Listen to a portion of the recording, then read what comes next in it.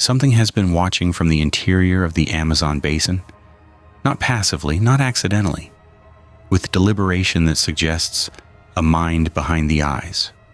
What follows is a story I cannot verify and cannot dismiss. You will have to decide for yourself where it belongs. The account comes from a woman. She asked that I call her Renata. She spent years operating a mobile acoustic monitoring project along tributaries deep in the western Amazon. Her work involved drifting slowly down rivers on a flat-bottomed boat rigged with hydrophones and directional microphones, recording the sound signatures of aquatic and terrestrial species for a university-funded biodiversity census. She was not stationed anywhere. She was always moving, always listening. Her entire career was built on the premise that every sound in the rainforest has an explanation. She found one that does not. I want to be clear about some things before this goes further. Renata did not come forward eagerly. She resisted telling this story for a long time, not because she feared ridicule, because describing what happened forces her to accept that her understanding of the natural world, the framework she built her professional life around, has a hole in it, a hole shaped like something that should not exist. The river she was surveying that week has no name on any commercial map. It appears on military charts as a thin blue capillary feeding into a larger tributary system. But even those charts mark it only approximately. The water was black, tannin-stained, barely 4 meters across in most places, choked with fallen trunks and overhanging branches so dense that midday felt like dusk. Her boat was a shallow aluminum vessel about 5 meters long, powered by a small electric trolling motor to minimize acoustic contamination. She traveled with a single assistant, a graduate student named Felipe, who operated the recording equipment while she navigated. They had been on the water for 9 days. The work was tedious but productive. They had captured clean recordings of giant otter vocalizations, several species of river dolphins, and an unusually active colony of hoatzins, whose prehistoric gargling calls filled entire memory cards. Felipe joked that the birds sounded like dinosaurs choking on soup. She remembers laughing at that. She remembers it because it was the last time either of them laughed on that trip. On the afternoon of the 10th day, something appeared in the recording data that neither of them could categorize. Felipe noticed it first.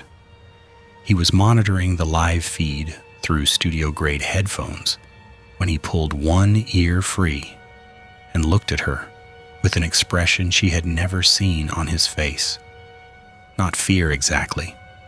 Confusion so total it resembled blankness. He handed her the headphones without speaking. What she heard was a vocalization coming from somewhere in the canopy above the left bank. Low frequency, between 40 and 70 hertz, which placed it at the extreme bottom of what human ears can comfortably perceive. The sound had a tonal quality, meaning it was not random noise or mechanical vibration. It had pitch. It had modulation. It rose and fell in a pattern that repeated with slight variations over intervals of roughly 12 seconds. But what made Renata's hands go cold was the harmonic structure. The sound contained overtones, multiple frequencies layered on top of the fundamental tone, in a way that no single vocal apparatus she knew of could produce. It sounded like two voices singing in precise coordination from one throat. She cut the motor. The boat drifted in the current. Both of them sat in absolute stillness while the recording equipment captured 11 minutes and 43 seconds of continuous vocalization before it stopped. Not faded, stopped, mid-phrase, as though whatever was producing the sound had made a decision to be quiet. The silence that followed was not empty. The forest continued its normal chorus. Frogs called, insects droned. A parrot somewhere downstream had screamed its lungs out. Whatever had been vocalizing was not disrupting the ecosystem around it. The other animals were accustomed to this sound. They lived alongside it. That detail frightened Renata more than the sound itself. It meant this was not a rare event. It was routine. They anchored the boat and set up camp on a narrow sandbar that evening. Renata spent 3 hours reviewing the spectrograph of the recording on her laptop. The visual representation of the sound was beautiful in a way that unsettled her. Clean harmonic bands, precise frequency intervals, mathematical regularity that she associated with whale song or human music, not with anything terrestrial and certainly not with anything living in a tree canopy in the western Amazon. She exported the file, backed it up on 2 separate drives, and went to sleep with the laptop wedged between her body and the wall of her hammock. She woke to Felipe gripping her arm. It was somewhere past 2 in the morning. The fire had burned to a faint orange glow. Felipe was pointing toward the river. In the darkness, she could see the boat rocking gently. Something was in it. She could hear weight shifting against the aluminum hull. A soft metallic scraping. Then a sound she recognized instantly from the afternoon recording. The same dual-toned vocalization, but quieter, almost whispered. Coming from inside the boat, Renata reached for the headlamp clipped to the ridgeline of her hammock. Felipe grabbed her wrist. His eyes were wide and his mouth formed a single word without sound. No, they lay still.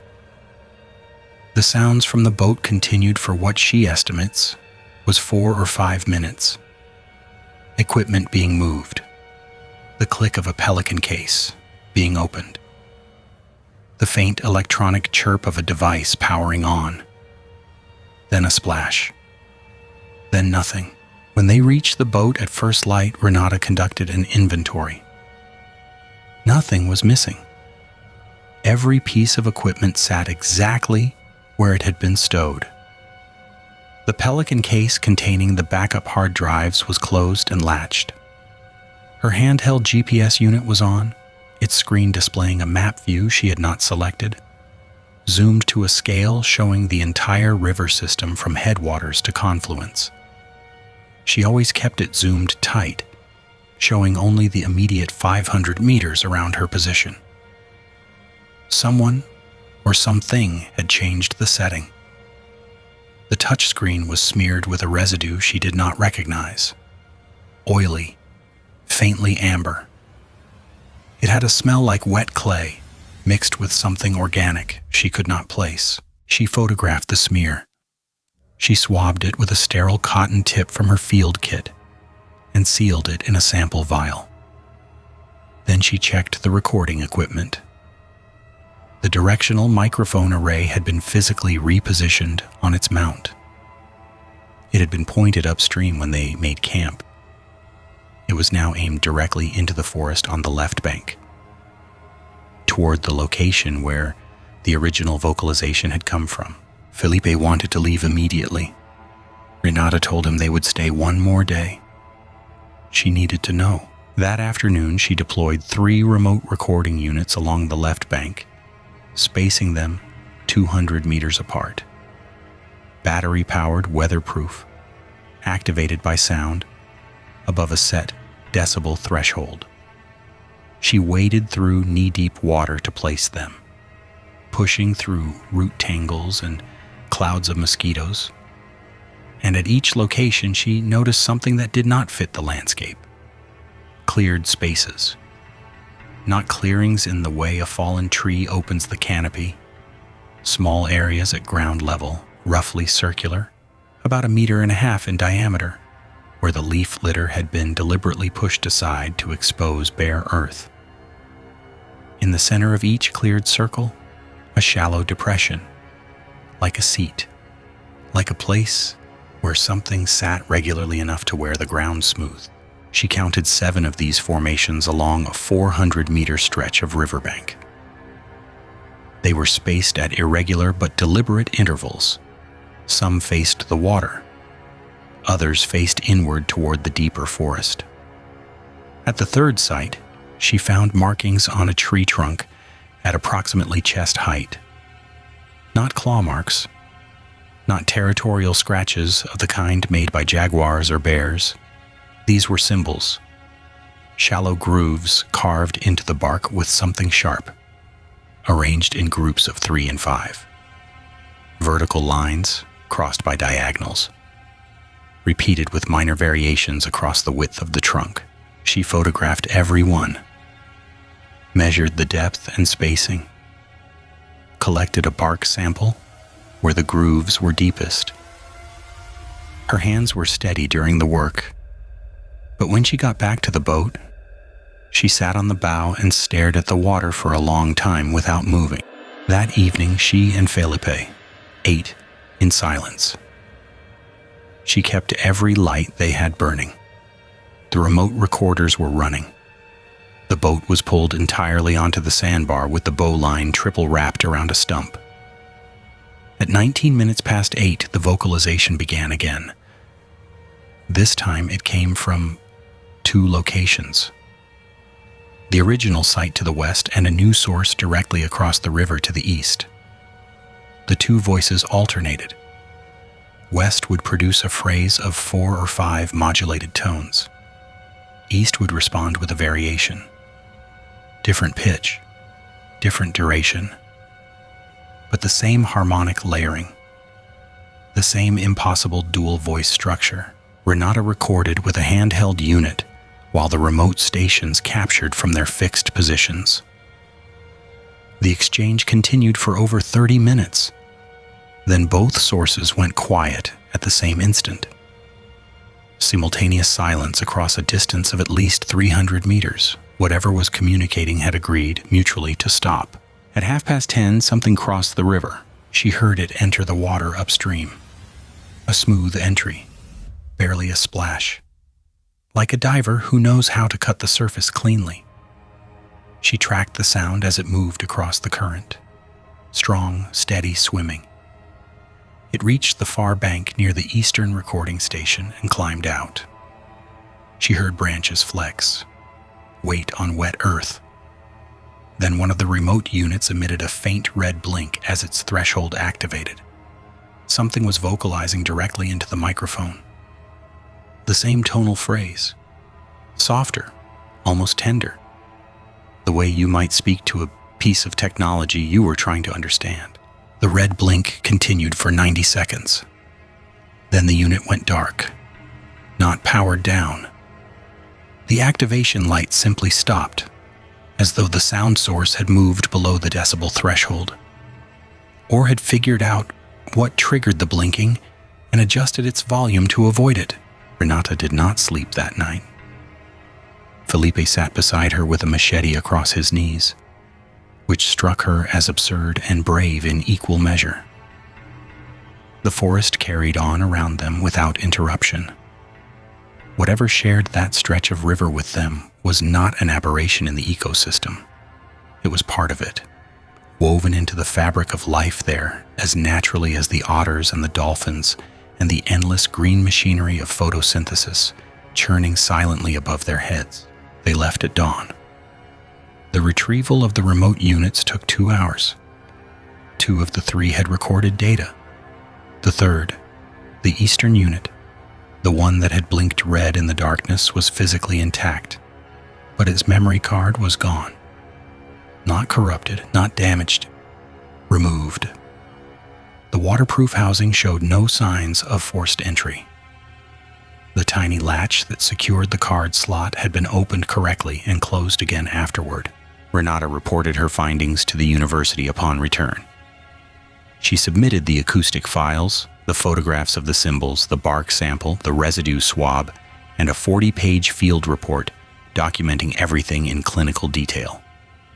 The acoustic analysis came back 3 months later with a single-paragraph summary stating the vocalizations were consistent with an unidentified primate species and recommending further study. No further study was funded. The bark sample results were never returned. The residue swab was reported as lost during laboratory transfer.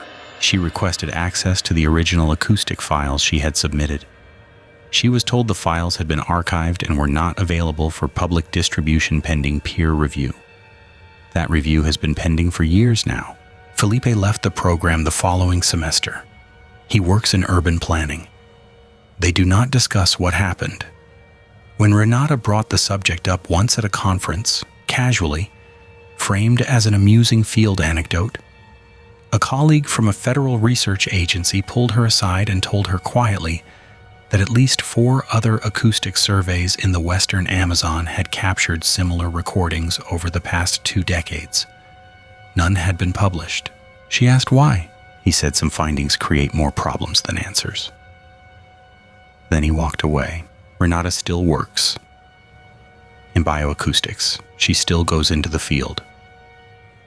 But she no longer camps on riverbanks in that part of the basin, and she keeps a copy of the original recording on a drive that never connects to any network, stored in a place only she knows.